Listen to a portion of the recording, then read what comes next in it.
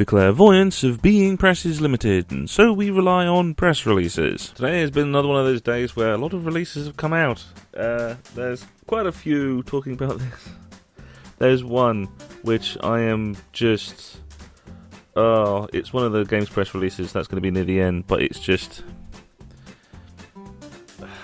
I called this a year ago, and you bastards are only now just listening to me. But before we get to that, we're going to talk about emails, and there are 2 emails to talk about today. And one of the emails is for a game which I have been getting quite a few releases for recently, and I haven't really talked about. It's always ends up being surpassed by something else, and that is Endless Space 2. The release that I got for today is the announcement of the 8th major faction. As they say here, the Unfallen civilization, completely designed by the community, utilizes gameplay modelled around a tree metaphor, with the Unfallen's homeworld being the trunk, as they slowly expand via their tendrils, colonizing systems that are nearest their homeworld. To lose their homeworld is to lose their entire empire, as the Unfallen must maintain contact with their homeworld to survive. They go on to say that this is basically the slower-paced, pacifist civilization for the game. As I said before, Endless Space 2 is much like a 4X game. It's being a sort of a civilization empire game, but it's built around expanding in technology and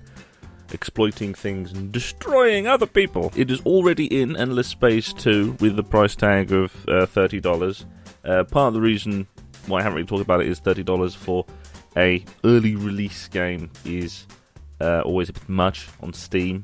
$30 is a hell of a put down for something in early access. Although when the game comes out this May, that price tag is going to be a lot more favourable. It's just very unfavourable for something in early access. But for a full release of a game, it's perfectly fine. It's about average, really. From what I've seen, is very good. It's out of my area of expertise. 4X games are things that I can play, not necessarily well, but it does look very good and very fun. And if this genre of style of game is to your liking, then this is one to be on your radar, because they've been working on this for a while, and from everything that I've gotten from them through press releases, it looks very well made. And the second email today is one that is most probably something that's going to do the rounds, because it involves an old game series and a Kickstarter, so this is probably going to do the rounds even before this comes out. And that is the opening of the Kickstarter campaign for Deadly Premonition, the board game. As they say here, Rising Star Games reveals today that the Kickstarter campaign for Deadly Premonition, the board game, is live, commencing today and running for 30 days. The Kickstarter has pledges starting from $3. The board game is literally an adaptation of the game itself. You are an investigator heading to Greenvale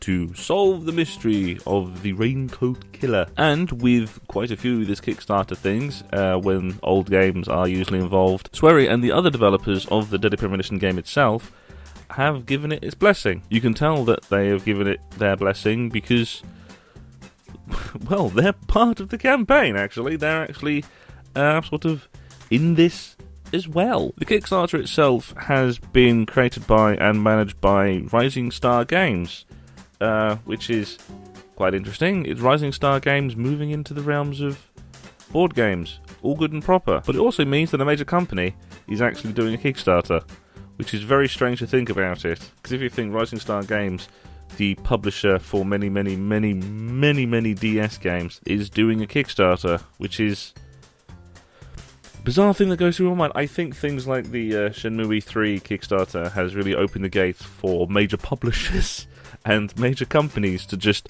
have a Kickstarter, which is always a very strange thought. It does look very good, and I think fans of the original game are not going to be disappointed. This follows the game, or at least follows the idea and the mechanics of the game very well. It says it's very in-depth. It looks a lot more complicated than it is.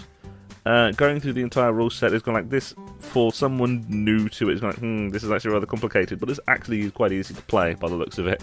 It's actually relatively simple once you wrap your head around sort of the you can declare someone's guilt and declare someone's innocence through thing. It's a bit hard to explain. You have to go through the rule set specifically. But in the end, it's Kickstarter. If people are interested, you can view their Kickstarter on Kickstarter. Just Google Deadly Premonition board game and you'll find it easily. Although I think by this point, every major game outlet probably has talked about it already.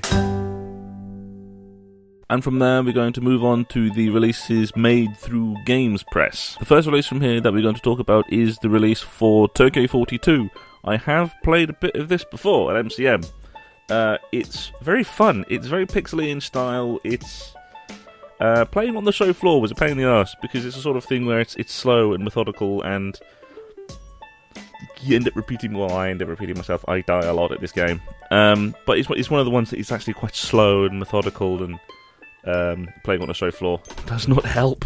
With this release comes a trailer, a whole 4.2 seconds of gameplay, which kind of fits with the style of the game.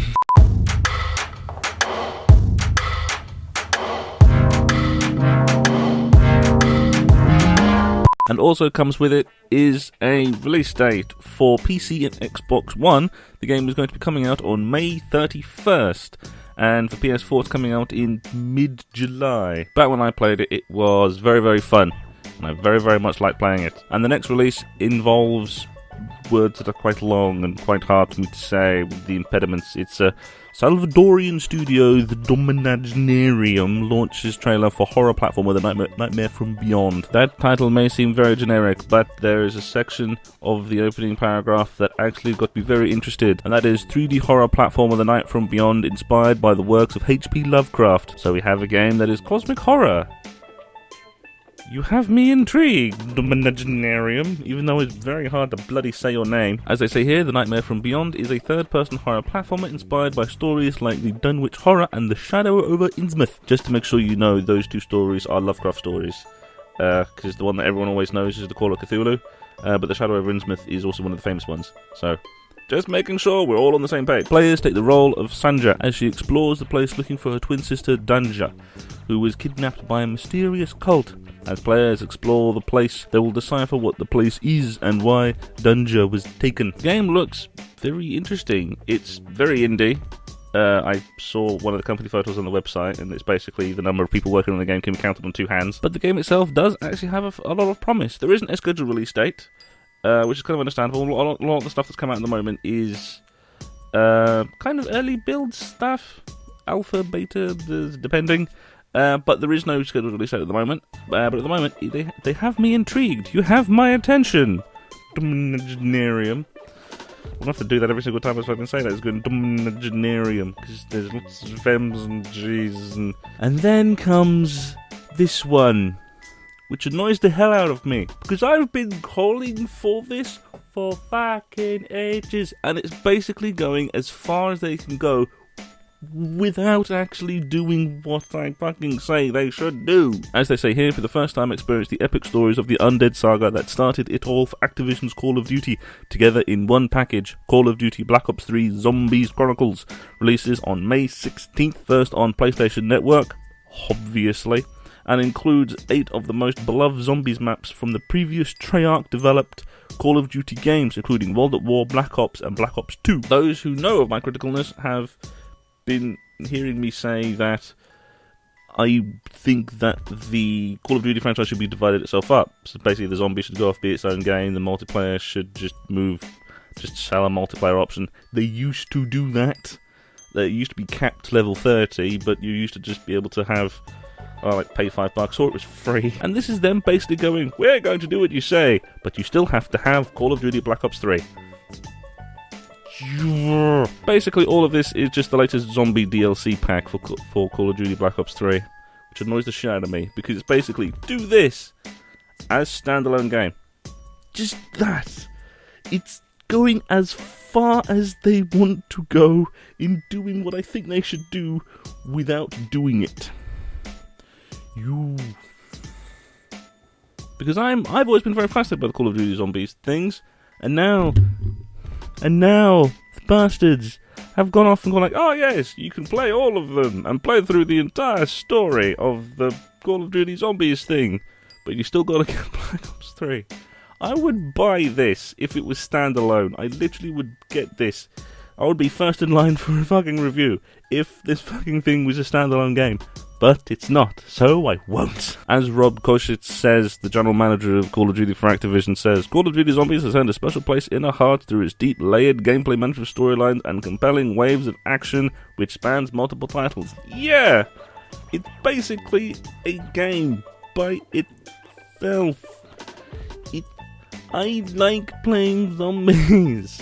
I prefer playing Call of Duty Zombies than playing the actual Call of Duty multiplayer. Because playing the Call of Duty multiplayer requires having quick reactions that just don't exist. There's a reason why I stopped playing when it moved to the current generation of consoles that have a push for multiplayer. And also why the last time I played Call of Duty multiplayer was on PC. Basically, all of this I like. The package I like. It looks great. The trailer for this is fantastic because it's got all the maps I used to play, like Ditto Orden. The package the whole thing looks great. Now, only if they sold that by itself, then I would buy it. I don't like Call of Duty multiplayer, and your story sucks. Your stories have been terrible since Modern Warfare 2, because you are terrible at writing modern characters in setting, and you want to talk about transhumanism while still being a military fucking custom. If I want to have a transhumanism storyline, I would just play Deus Ex. Any of them. Even the shit one. But it is generally unsurprising that they're not splitting the whole thing up. They have said multiple times that they are not going to divide the Call of Duty franchise up into any parts. It's all together or not at all. Hence the reason why I've always gone, yeah, Call of Duty should die. It's because they are refusing to do what I fucking think they should do. Out of spite, probably. So, if you're still playing Black Ops 3, which I'm not entirely sure, considering Black Ops 3 sales was not great. There is a reason why they went back to World War II. If, perchance, you are still playing Black Ops 3, then this is probably going to be a DLC package that's going to be worth getting, because it at least adds fucking something to the fucking thing. And with that, we have come to the end of the episode, and so with it comes the chart track, all formats, UK charts, again supplied graciously by UKIE Limited. And surprisingly, still, Mario Kart 8 Deluxe, still on top. This is the all format chart, so this is for all formats. How many people have bought this game? How many people bought the Switch?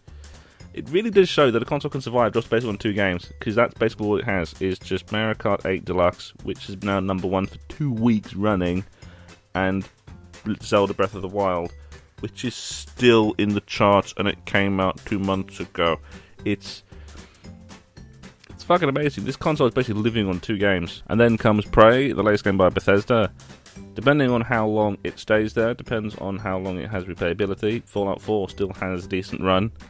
Not necessarily in the charts, but... And then come the usual ones of Call of Duty, LEGO Worlds, Rocket League. And then, to end, here are the games that are going to be released this week. We have Pocket Knights 2 for Android and iOS, Large Stitch Goodnight for PC, NBA Playgrounds for Switch, PC, PS4 and Xbox One Online, Strafe for Mac and PC, Dead Cells for PC, Lethal League, PS4 and Xbox One editions, Super Blackjack Battle 2 Turbo Edition for Android and iOS, Birthday's The Beginning for PC and PS4, and Demon's Crystals for PS4 and Xbox One. They decided to do the Demon's Souls thing and just make an ad, and it's just to be a pain in the arse to pronunciations. And so that's it for this week. If you enjoyed this episode, please do consider subscribing and sharing the video around. It always helps. And I will see you on Friday for the next Press Rush.